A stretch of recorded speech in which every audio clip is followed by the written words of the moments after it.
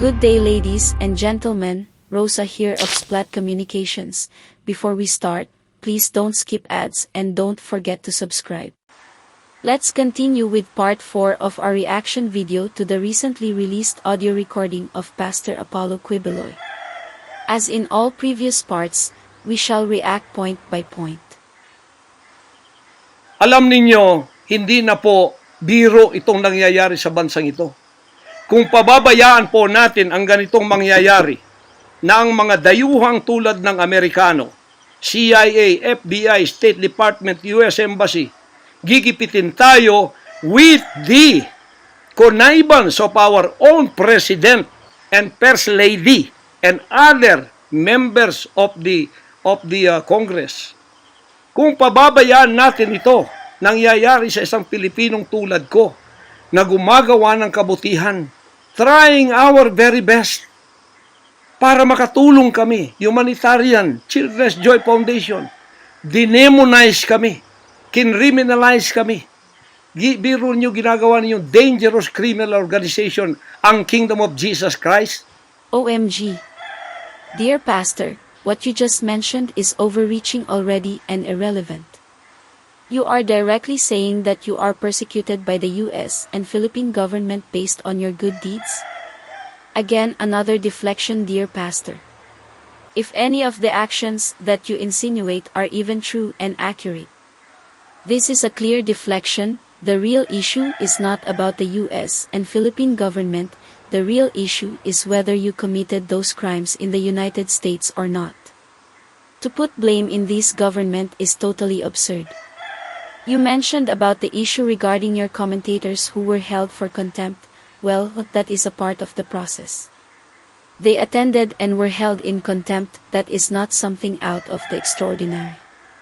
You are just enumerating your perceived persecutions to deviate from the real issues at hand. The issue now pending at both houses of Congress. Real talk, dear Pastor. Buong sanlibutan ang akin pong 38 years na munga ng mga 6 hanggang 7 milyong kaluluwa na niwala sa katwiran at nagbago ang buhay. Ngayon, ginaganito niyo ako ng dahil sa inyong politika na ang aking itinataas naman ay mga leader na tama tulad ni Duterte. Kasalanan ko ba yun na maniwala ako sa isang leader na matuwid at akin siyang itaas?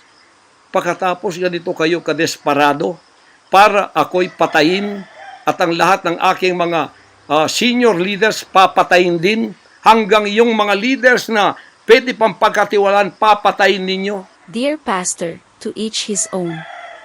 We would never question your ability to reform 7 million souls. What the Senate and Congress are questioning are about the serious allegations against you by former members of your congregation. If at all what they are saying is true, then you should start worrying about your own soul and your best friend's soul, who is also mired in the crime against humanity investigation in the ICC. Since you mentioned him, and if what Mr. Las Cañas is saying are true, only the courts can determine that.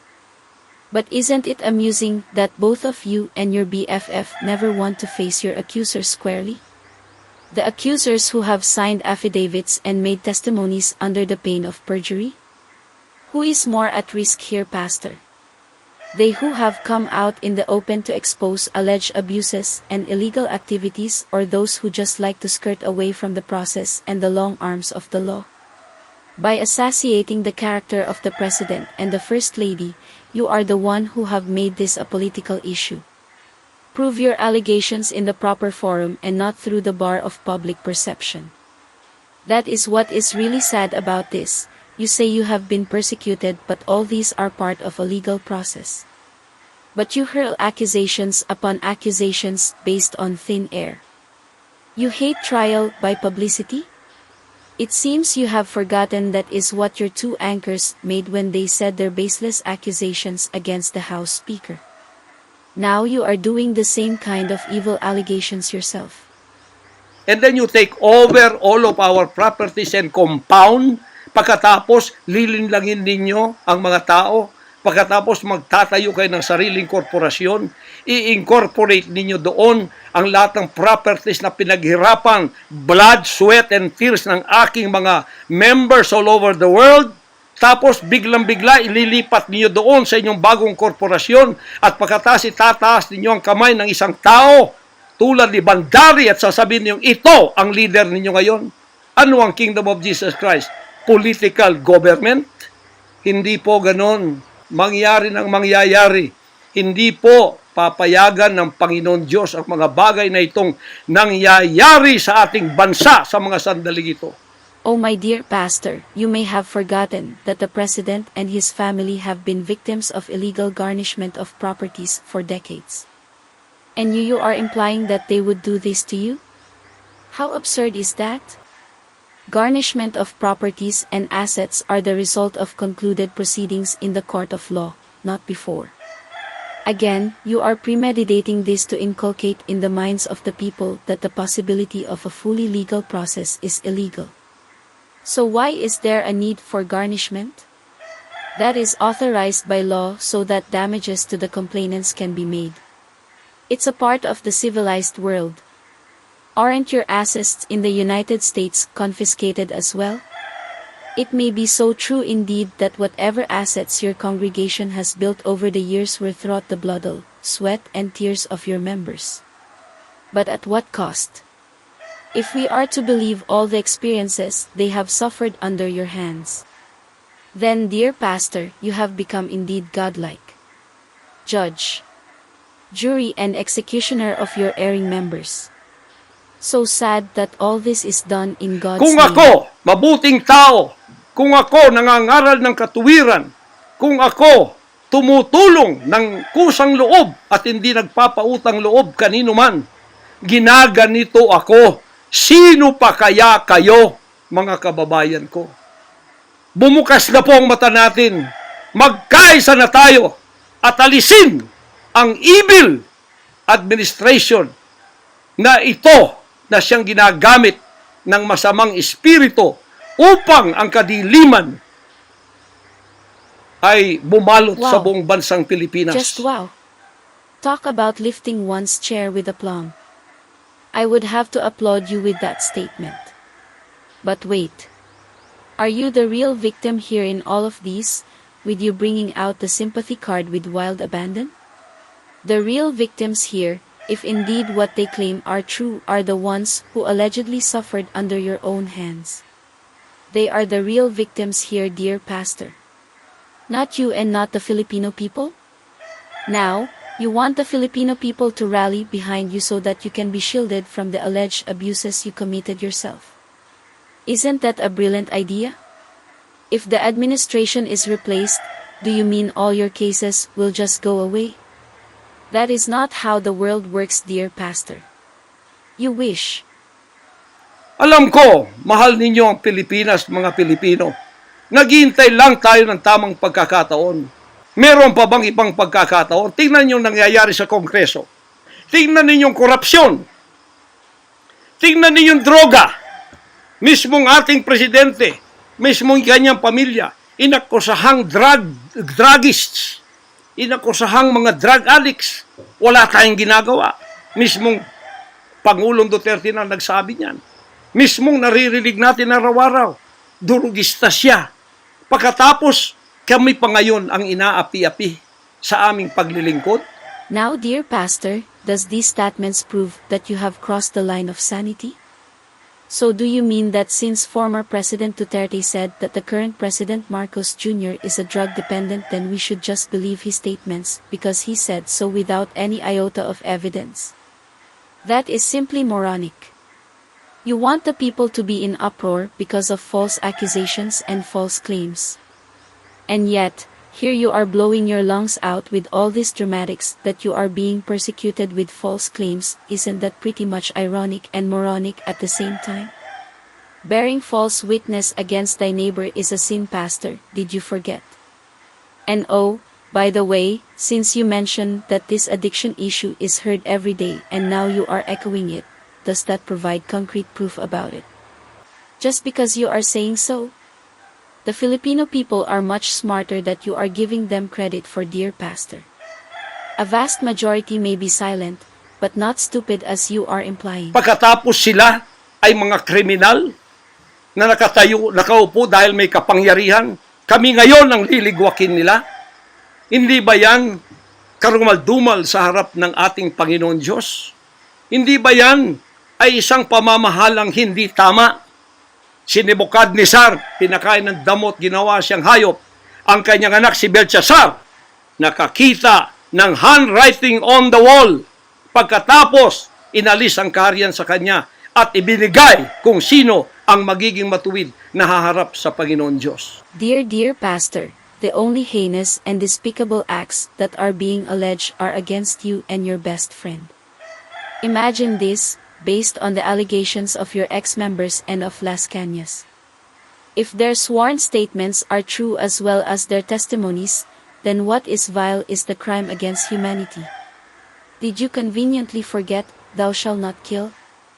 And for those who alleges that they were allegedly sexually abused by you in their sworn testimonies, isn't that a despicable and horrible crime against the Lord and the Scriptures well? And if we are to weigh things, we beg to ask, is drug addiction that bad against killing thousands without due process itself as well as sexually abusing countless of young women? All accusers should prove their allegations in the proper forum and not through character assassination and through the bar of public opinion. That is what a civilized society dictates. In the same breath, all accused are presumed innocent until proven otherwise in the court of laws. What would God frown upon the most? Those who are addicted to substances? Or those who kill and order people to kill with impunity, or even those who abuse and molest young women sexually? As the appointed Son of God, you should know best to determine which amongst these are most displeasing to God's eyes and heart. What a shame! Anong tingin ninyo sa akin bilang pastor? Dinemonize. Ang reputasyon ko pinagsisira. Ngayon, hindi na ako buhay. I am a living dead. Kung wala Panginoon Diyos sa akin, pinatay na ako sapagkat lahat ng gadgets nasa sa kanila. Lahat ng gadgets ng Amerikanong yan nasa sa kanila. CIA, FBI, at sino pa ang kanilang magalamay dito na pinagbibili na nila. Ako, hindi ako drug lord. Ni minsan hindi ako nakatikim ng droga. Mulang-mula pa, inialay na ako ng aking ama na maging isang ministro ng banal na kasulatan. Hanggang ako'y lumaki, hanggang ako'y naging 74 years old, hindi ko po na-enjoy ang aking kabataan sapagkat hindi ako nagliwaliw. Ako po'y nangaral. 50 years na akong nangangaral. 38 years in the kingdom ministry. Ni isang sigarilyo hindi tumama sa bibig ko. Ni maliit na bisyo hindi ko pinasok. Ako po ay hindi nag-asawa. Ngayon, inaakusahan ako ng napakaraming babae. Ito po ang kasalanan ko. Pinayaman ako ng Panginoon Diyos, akala nila sa akin, single ako, kaya pinag-aagawan ako. Pagkatapos na ako ay maghihindi, mapapahiya, ibabaligtad nila sa akin. Yan ang tinatawag kong based on what I have heard and seen, syndrome. There has never been an issue that you are a drug lord that may be a statement of fact. But based on the written and computerized testimonies of Las Cañas, your best friend is allegedly the drug lords of all drug lords. Of course, this is just an allegation which has yet to be proven, so there is presumption of innocence. Well, teaching the word of God is indeed very amiable indeed, but living the word of God is a totally different matter. Isn't that correct, dear pastor? So now, you are putting down your former members whom you are implying to be after your money? And that they throw themselves to you willfully? Unbelievable. Now, if it's only one or two who have come forward to make all these serious accusations, your claim may be plausible. But based on the number of people across different ethnicity and countries who allege the same thing, then your claim becomes unrealistic and unbelievable. Ridiculous even, to say the very least. Hindi po ako nagsasalita ng ganito kasi mapahiya ang mga babaeng yan. Nag-aagawan sila. Mahirap man sabihin. Pinag-aagawan nila ako.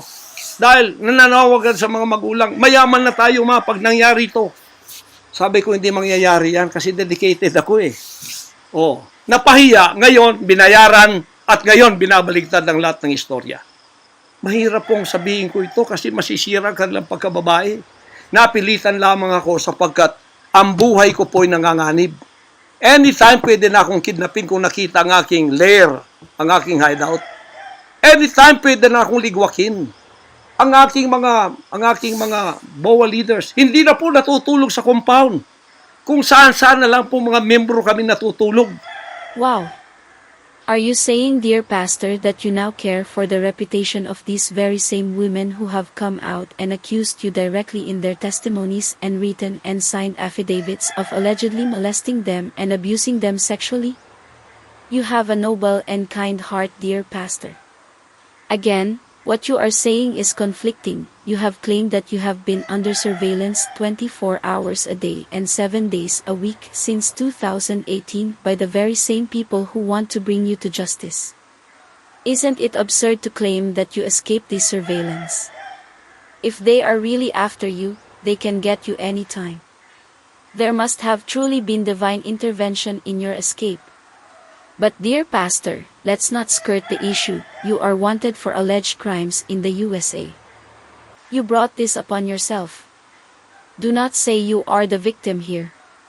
You are the alleged offender of the crimes after the courts found probable cause in your 43 counts or cases in the USA. To fabricate conspiracy theories is ludicrous. Based on what? Reliable source. Based on guesswork? Based on this badly written script? OMG.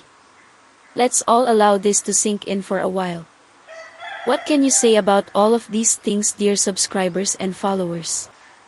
This is the end of part 4. We may have 1 or 2 more. Thanks for your support. Till next time. Stay safe. Rosa out.